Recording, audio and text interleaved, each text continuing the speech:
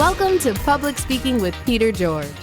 Do you want to be calm, confident, and credible every time you speak in public? Then stay tuned as Peter and his guests discuss public speaking tips, techniques, and tactics that help you increase your impact, influence, and income. Here's your host, Peter George. Storytelling is an art, and telling stories in a way that captivates an audience and delivers a message is taking that art form to its highest heights. If you're looking to develop your storytelling skills, then you want to listen to this episode. My guest today is Michael Davis. Michael's mission is to help leaders, managers, and sales professionals communicate with more confidence, impact, and influence. This passion within him is born from his own communication difficulties early in his career. Since then, he studied with some of the world's best speakers and storytellers and has become a master at the craft. Here's my conversation with Michael Davis. Hi, Michael. It's great to have you here today. It is great to be with you too, Peter. Always good to talk with another speaker and also another baseball fan. That I am. Michael, storytelling in business has been a hot topic for a while now. Why are stories so critical to business communication? Well, I'm not the first person to say this, Peter, but it does go back to the fact that human beings react best to stories. However, the story has to be structured in a certain way for us to react to it. The challenge I'm seeing with a lot of business stories today is that they have become just a series of facts and figures, and it's not a true story in the best sense that we are attracted to and want to hear more. What helps people develop more engaging stories? Yeah, well, become a student of this topic. I mean, I did this about 12, 15 years ago, and it was eye-opening for me. I thought I was a good storyteller, but all memorable stories have similar key elements. Whether it's a business story, a novel, a movie, you've got a central character who is pushed out of his or her comfort zone, and that creates a new goal for this person. However, she often doesn't know what to do. So there's a lot of frustration, which builds tension and conflict, which is what draws people in. And at a critical point, this main character meets a guide, a person who offers a solution to the problem. She begins to implement this new information. It doesn't happen overnight. She begins to make progress, though, and eventually she succeeds. And then the last part is we see the transformation in her. She's living a new life. She has a better attitude, feels better about her situation. That's the ultimate story arc, where we see somebody who's struggling but ultimately succeeds. If you're sharing that business story with the right audience, you're creating a desire in that audience to talk to you about the solution you can provide. Why do you think it is that so many people want to tell a story without that conflict? Is it they just don't realize it should be conflict, or do they want everything to seem positive? I think it's more of the latter, Peter. They don't understand the importance of those moments of struggle and frustration and stress, because they do want to rush through and show the happy ending because they think, well, that's what people want to hear. Yes, audiences want to hear that success at the end, but the emotional hook where they tie in with that main character and feel that relatability is, oh, I felt that struggle too. Oh, I know how hard it is to get up and speak in front of others. If I'm speaking to a group of presenters, or when I was a financial advisor, oh, I know how it feels to not be sure if I'm ever going to retire, be able to educate my kids at the school I want to send them to. That's where the relatability takes place, is in the struggle. And most people don't know that they need to spend time there. You bring up a good point. People don't like to make audiences feel uncomfortable. However, if we want to sell more of our product or service using business stories, we have to make our audiences feel uncomfortable, or else they're not going to change their behavior. Without a problem, there is no solution. Right. If I feel as good walking out as I did walking into your presentation and listening to your story, I'm not going to change. No reason, no cause. Nope. Michael, why are so many of us reluctant to tell our own stories? We don't see the power in our stories. We lived the experience, was no big deal to us, and we move on. I've had two health situations in my life that I discovered after the fact were life-threatening. I didn't realize it at the time, and I went through it, and it's like, okay, I made it. I'm here. I tell other people, and they're blown away. It's like, oh my gosh, how did you handle that? Well, I did what I did. My mother was born in German-occupied France during World War II. And the story she told me about what my grandparents had to go through with her and her older sister just to find food on a daily basis and to run to a dark, run down a series of steps in pitch black conditions out of their apartment across a huge parking lot into a bomb shelter most nights because the air raid sirens were going off. I was blown away. I didn't know this. She was telling me this as I'm sitting in my fully air-conditioned and comfortable home, 1.5 miles from the closest grocery store, which is open 24/7. I couldn't relate to it. And it was a fascinating story to me. And when I said, well, how did grandma and grandpa get through all that? And how did you survive that emotionally? And she said, well, just what we did. Did what we had to do. Exactly. So we don't see the power in it that other people see. And that's why I tell everybody, you need to have somebody else help you and coach you on your story because they'll see the power that you can't. I have to admit, a while back, I was going through that same thing of, yeah, this is just my story, but people find it interesting and saw the struggle in it. That makes a difference. It does. And ultimately, Peter, that gives other people hope. Well, if you got through that, I can get through this. Yeah, I can see people like watching someone like you and saying, oh, yeah, it's easy for him if they don't know your story about why you became an expert in public speaking. Exactly. My story started in 1969 when I was 6 years old, standing on a desk during nap time in first grade. I had been found out during lunchtime. I broke a class rule, which I've never understood this one, Peter. Maybe you can help me. I got bored one day during lunch. I was a huge fan of the Apollo space program. Neil Armstrong had just walked on the moon. I was going to be the next guy, even though I was only 6. So I jumped on my desk during recess one day when we were stuck inside, and my teacher caught me. And she said, well, since you love standing on your desk so much, we're going to let everybody watch you. During nap time, you'll stand on your desk. And I standing up there, and it was one of the worst experiences of my life. All I could think was, please let me get off this desk. I just want to get down, please, because everyone was staring at me and making fun of me, taunting me. And now you can stand in front of 1,000 people and do what you need to do. Exactly. And when my teacher finally said, you can get down now, I hope you learned your lesson, I thought, yeah, don't ever stand in front of people again. That was awful. I will never do this again. Right. And I may have never become a speaker and a speech coach if I hadn't been told 25 years later, your presentations suck. Fix this or else. I mean, that's literally the words I was told by my boss. And the fear of losing my job became greater than the fear of standing in front of people. I had to find a solution.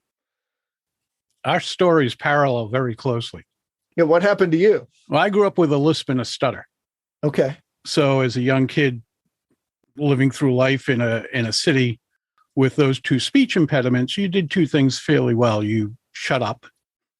You didn't speak. And the other was you became fairly proficient in sports because if you were good in sports, you didn't get picked on. So I played football, hockey, and baseball. So I was playing year round. But like you, when I got to the business world and worked for a major corporation, my presentations were not good because I spent a lifetime avoiding presenting. Going back to stories, we talked about the common mistake of people leaving out stress or conflict. Are there any other mistakes that people make in storytelling? Yes, they leave out what I call the new life, the transformation. The best stories ultimately, Peter, are about transformation, how someone was struggling with a problem. So take you and me in our two stories. We both had these traumatic experiences, traumatic for a little kid. You get to adulthood, you've got a job, and you're told, fix this. This is a major problem. Well, that's good that we hear that you, whatever it was, I went to Toastmasters and the National Speakers Association, and I was able to stand up and give a speech.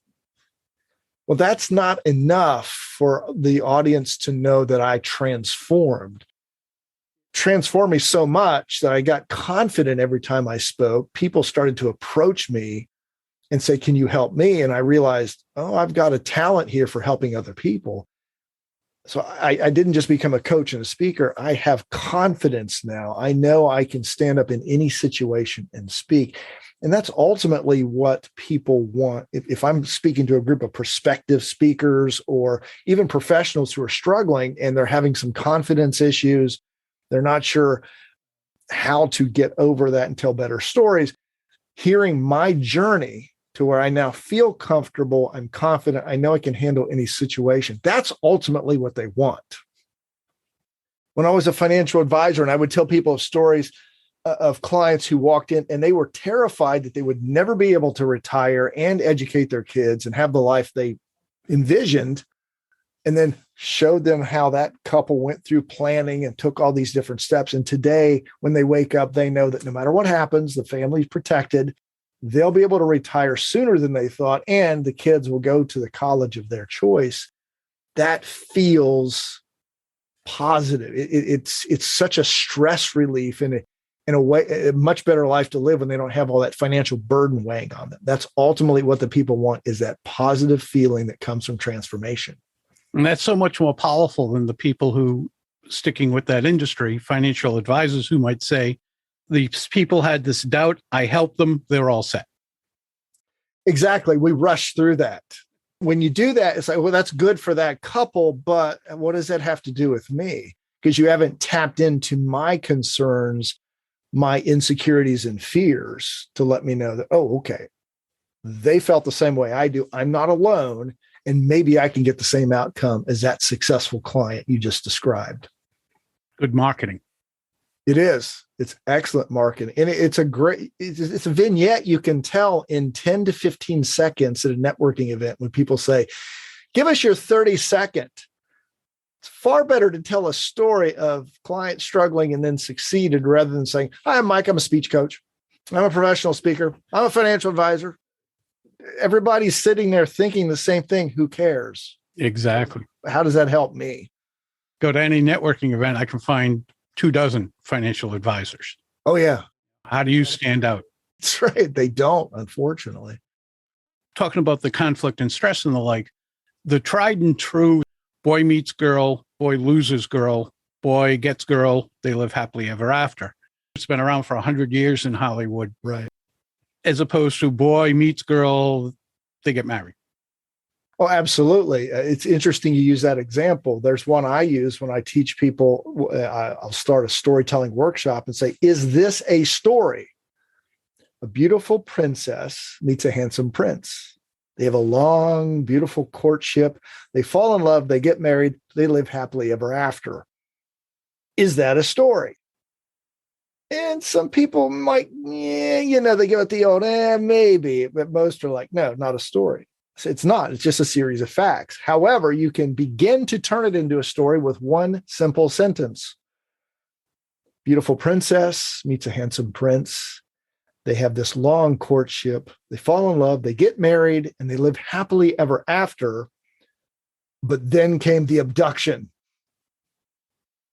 Immediately, what happens in the listener's brain? Who got abducted? Why did that person get abducted? Who did the abducting?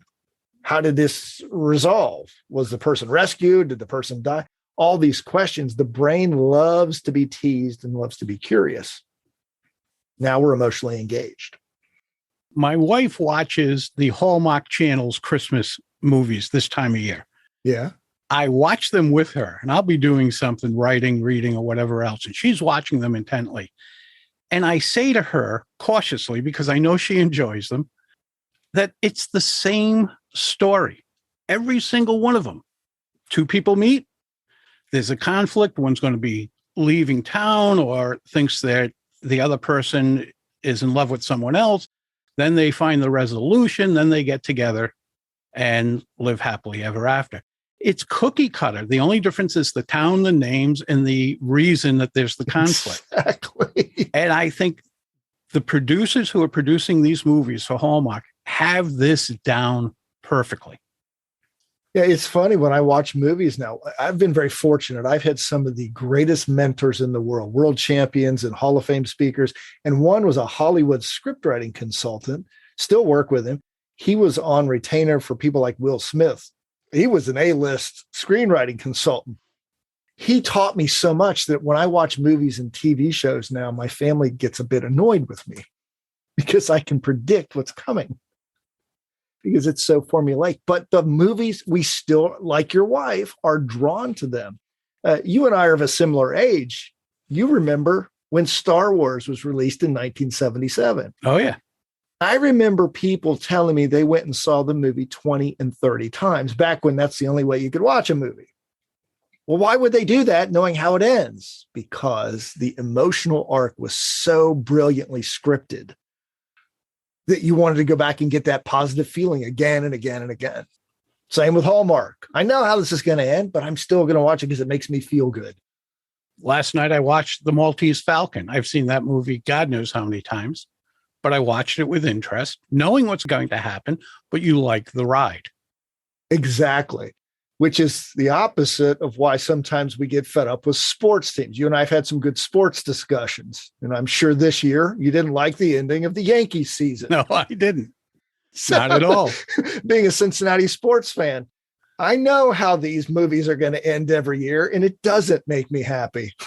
That's why I go to movies and books, because they make me feel better after these horrible sports seasons.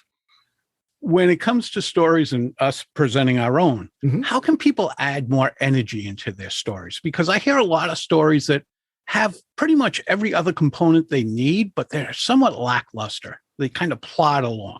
Is there any way to add energy and life to stories? Yes, I love this question, Peter, because it's through dialogue. Where I find most people are missing the impact of the story is they tell it in what I call reporter mode. Peter and Michael were talking. They talked about speaking. They talked about sports. They did this. They said that. And it's just this long statement of facts. Whereas if I relive what people said and try to recreate that emotion as much as possible, it draws the audience in, and it makes you the storyteller. It gives you more energy and more life because you're reliving, not just retelling. And you can also do this with internal dialogue. I had the great joy 3 years ago of driving a real Indianapolis style race car at the Indianapolis Motor Speedway. I'm a lifelong fanatic of this event. Now, I didn't drive it at 230 miles an hour. Wanted to, but no, not that insane. Now, I got to go 154 miles an hour. It was one of the most exhilarating and terrifying moments of my life. Now, I just told you the facts versus it is a unusually cool and overcast day in Indianapolis, Indiana. But I am sweating profusely down my face, my neck, and my back. The reason is I am strapped into the cockpit of a real Indianapolis style race car. Now, this should be one of the most exciting moments of my life, but all I can think is, I don't want to die. See how I take you into the scene and take you into my internal dialogue? It's very different than just giving the facts, and it makes it more fun for you, the storyteller. I think when we give just the facts, we also run the risk of losing people in that, let's say it's two women speaking. Well, she said this, and then she said this. And after a while, you forget which she's talking. You get confused. Yes. And let's face it, if they get confused, they're out. They just decide to stop listening. Yes, that's a terrific point, Peter, and it's why we need to have other people give us feedback and coach us. Because you and I, and if you're listening, each of us suffers from the curse of knowledge. I know exactly what happened in my story, so I'm going to leave out details that I already know that you don't need to know. Well, that's how our thought process works. All right. It's why we need, and this is the painful part of becoming an impactful speaker or storyteller, is we got to have that painful feedback that says, I don't understand. What's the point here? When you said this, I was confused because it's playing in our head. The full movie is playing in our head, but we're only giving the audience parts of our movie. And often we leave out critical components that could tie it all together. Why is it that so many people in business meetings just give straight facts? I call it the nuts and bolts. Why does it seem so pervasive in business? Well, I think it is pervasive, and we have been taught, let's get to the bottom line. People just want facts. I think the people saying that tend to be individuals who just want to get to the point. They don't realize that that's not how most of society is structured, or most individuals are structured. There has to be some emotion behind this. We always say, take the numbers and turn them into stories. Now, I can say 93% of people, when asked, will tell you they are scared to death when they have to stand up before an audience and give a presentation. And I just made that number up, but that's probably about right. Yes, it is. Versus, I'll never forget the first time I was told to stand up in front of an audience. I was a new financial advisor, and all I could think was, just don't throw up. Am I going to forget what I was supposed to say? What if I miss one of those slides I put together? Oh, we worked so hard on it. Right? Take us into the mind and the heart. Tell the story of one person who represents the feelings and struggles of the entire group. And now we feel that number more. Now, when people do this, they're going to become better storytellers, business and otherwise. And they include stress. They include conflict. They relive the stories. We talked about transformation. What can they expect for their own transformation when they learn to do that? They'll be more confident because they will begin to see people react to them much more positively. If it's in a business setting, you're going to have more people say, I'd like to talk to you about helping me solve my problem. You're going to shorten the process. I work with salespeople and say, you want to shorten the process? Don't tell people about your background, your education, your company. Tell them a successful client story early in the process. That's going to start to tear down those walls of distrust. And you're going to see people react to you much quicker. So you're going to build that confidence. You're going to enjoy communication more because you're telling lively stories of successful clients you've worked with or employees that you've helped or people you've attracted to your team. That just makes it more enjoyable. And when you have that enjoyment, you're more confident. People sense that. People will be drawn to you much more than the person who just stands up and reads slides or just stands in front of you and reads through a report. I mean, people are tuning out and you'll feel that connection at a much deeper level. And it's, I always use the analogy, it's like an upward spiral or a downward spiral. When you start to really struggle and you start pressing and feeling the stress, it gets worse and worse. Well, the opposite happens when you start to have some success. You feel more confident. People sense that. They're drawn to you. They react more positively. You get more energized, and it just goes up and up and up. So there's a lot of benefit to mastering this craft. Do they have to tell stories that agree with the situation or are closely related to the situation that prospect is in? Yes, if that's going to give you your best chance of them saying, hey, I'd like to talk to you also. I can go talk about presentation skills to a group of surgeons who are there to hear about new procedures. It isn't going to hit as much as it is. I'm talking to a group of, let's say, accountants who have just been told, you've got to get out there and do more networking, marketing, and attracting more clients. and the way we've been doing it with sending out brochures isn't working. So you've got to tie in, and this is why it's so important to have a bank of stories. Pull stories out that relate closely to the audience you're speaking to, and you will hook them into your world and greatly increase the chances that they'll seek you out to talk about doing business together. I think of a particular situation I was in where, and this was last year, I was buying a sports car. Mm-hmm. And the salesperson told me a story, and it was a wonderful story, except it was about a guy who bought an SUV.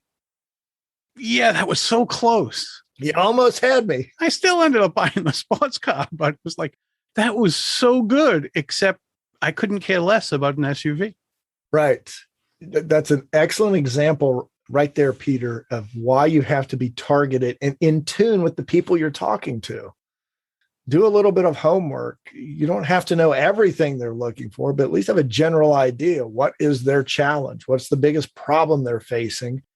And you've got the stories. If you've been in business for any length of time, you've got plenty of stories of successful clients.